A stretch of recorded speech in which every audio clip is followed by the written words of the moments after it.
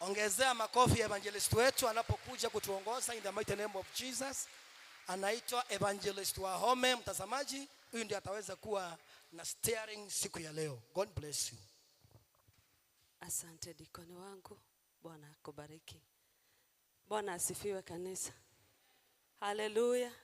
Ipungie mkono wako tu hivi, maana ninawapenda na upendo wa Kristo Yesu. Na sisi ni wengi sana.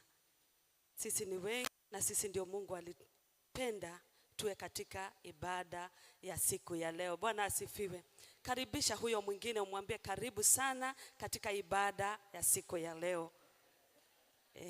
Mimi ambaye ninawaongoza naitwa Jane Wahome. Nimeokoka. Yesu Kristo ni Bwana na Mwokozi wa maisha yangu. Mungu alinipenda tu na akanihurumia, akaniweka katika zizi lake.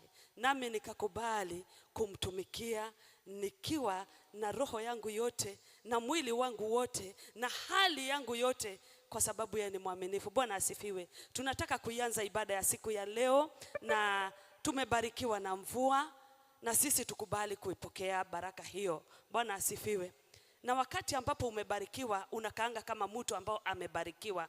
Bwana asifiwe. Na ukiwa katika nyumba ya Mungu na nyumba ya baba yako, haukaangi kama umesononeka.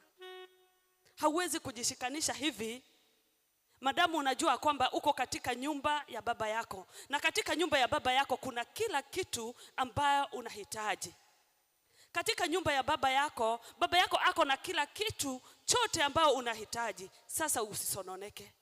Kaa ukijua kwamba niko katika mahali pazuri ambapo nikiitisha kitu nitapata kwa wakati unaofaa. Bwana asifiwe.